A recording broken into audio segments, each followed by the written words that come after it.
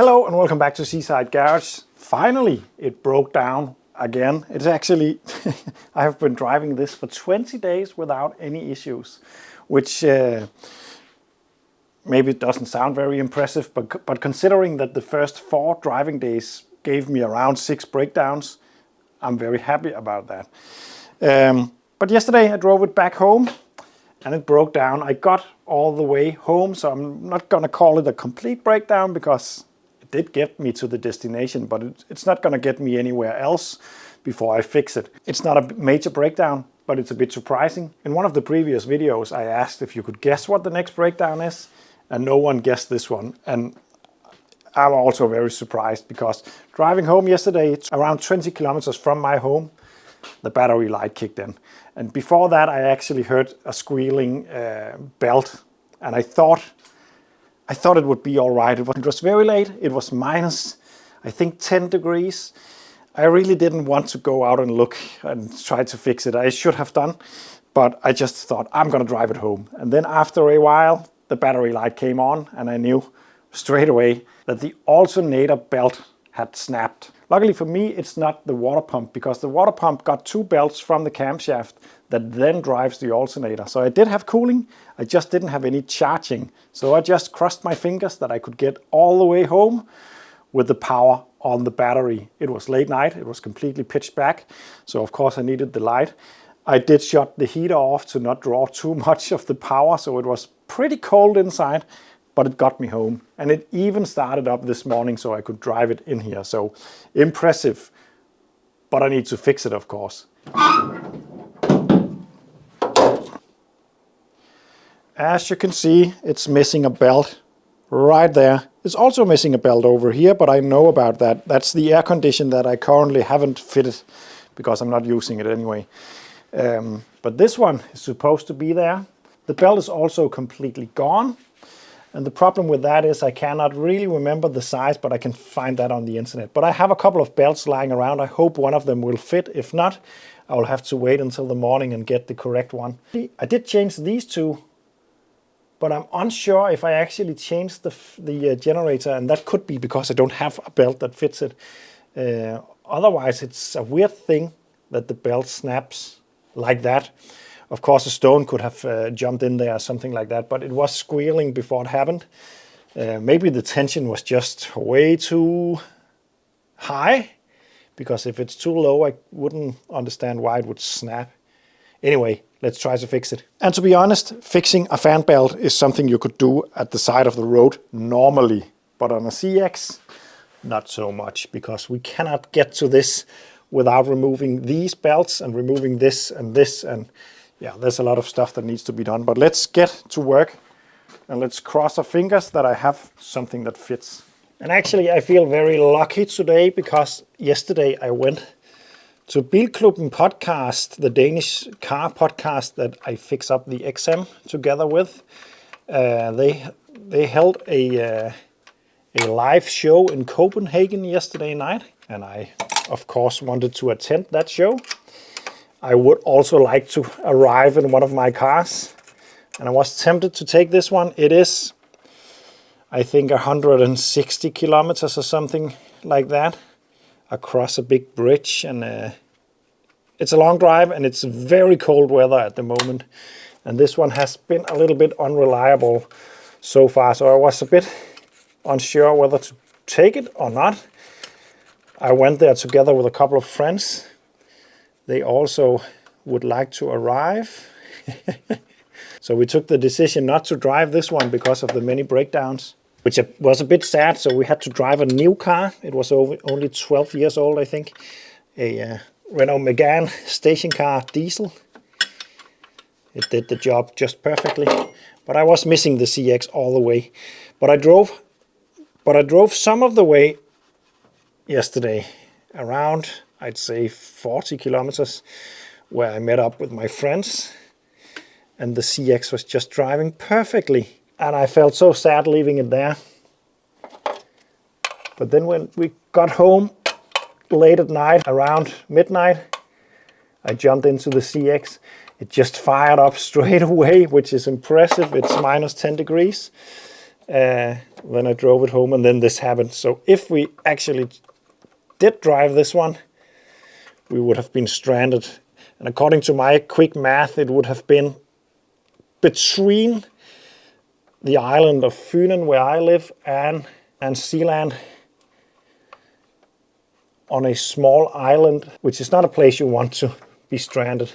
I got lucky that I did not drive this one. As mentioned in the previous video, I have had a lot of issues with the starter modes and not really wanting to engage when the engine is hot. Or not, it does engage, it just doesn't really want to spin.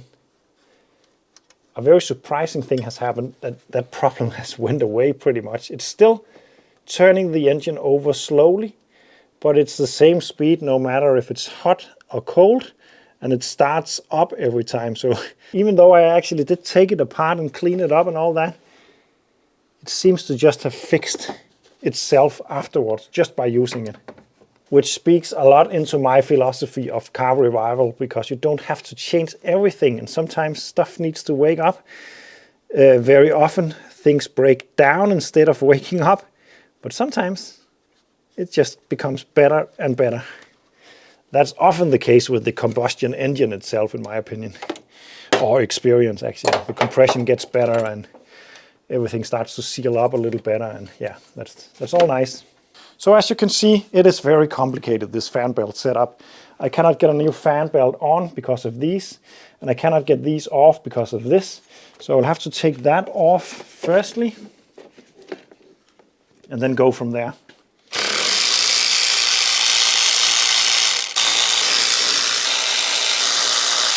I wish I knew if I actually changed the belt last time around. I have a feeling that I didn't, because of something that I maybe didn't have the right one.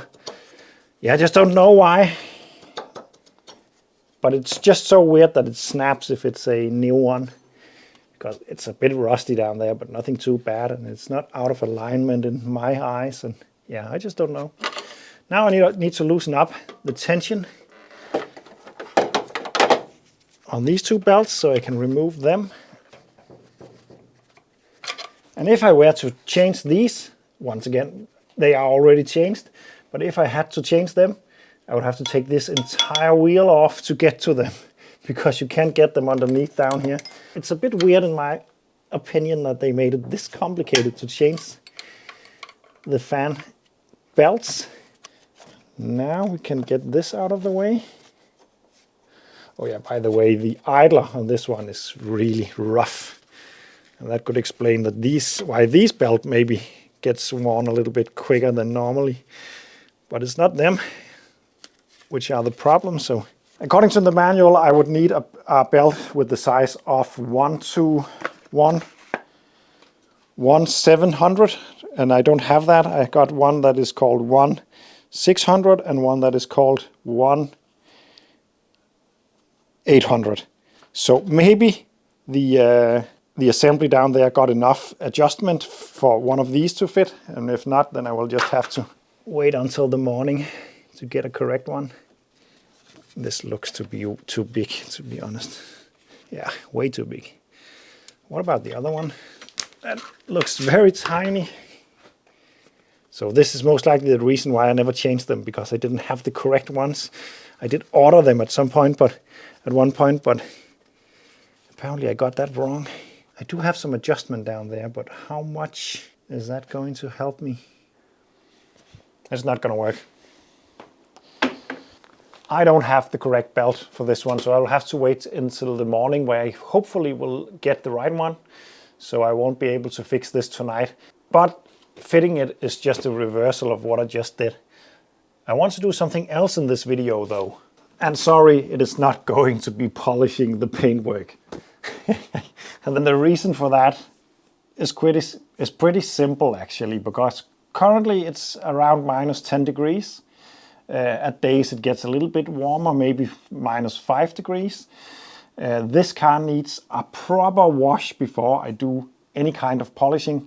And it's not possible to do a wash right now, because it would just freeze up. All the water you get into the cracks and everywhere will freeze up and create so many problems that I'm not going to do it. I could take it to a car wash, but it would be the same deal. Water would possibly get in between the cracks up here and in between areas where you don't want expansion to happen, and that will happen when it freezes. So the polishing of this car will just have to wait, because as you can see, it's extremely dirty right now. A lot of this, by the way, is salt. That's just the way it is in my country, unfortunately. But there's something else, because I forgot about this one. And that would be nice to fix before I polish it. It will also be nice to fix because I'm pretty sure water will get into the car through there. It might just go into the wheel arch. I don't think so though. So let's try to go ahead and fix this rust issue.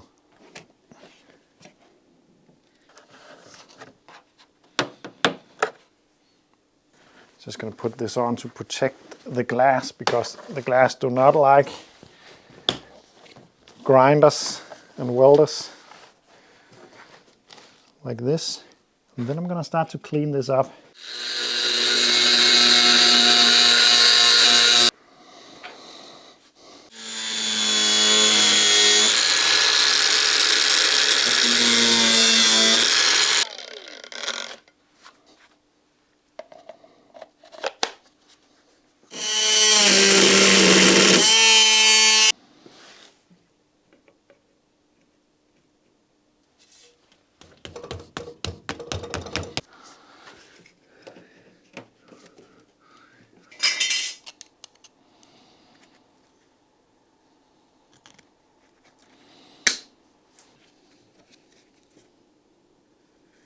This is not going to be a completely perfect repair because I don't do those. I'm just trying to make this car usable. And it's annoying to have water inside the car, of course. I'm getting ready to weld now. The first attempt didn't work, the one I showed you actually. I ended up making a new piece. This is it, it's just a magnet I put on it. The fitment is acceptable now. So I'm going to weld that in. Before starting the actual weld, I'm going to remove the battery.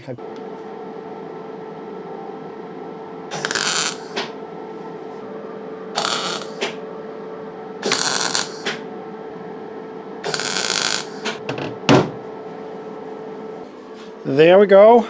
This is how it turned out. It's not pretty and it's not perfect. And one day I might admit that I'm not very good at this kind of stuff, but I really hope to become good at it before I admit I'm not. But it's decent, and there is not a hole anymore, and I can fix the rest of it with a bit of filler. It did make a bump right here because of the heat. I was trying to be careful, but it's so hard to do. I tried to tap it in a little bit, but made it worse maybe. But as long as I fill this area, it wouldn't be too noticeable. And remember, the rest of the car, it needs to fit it. So let's put some filler on.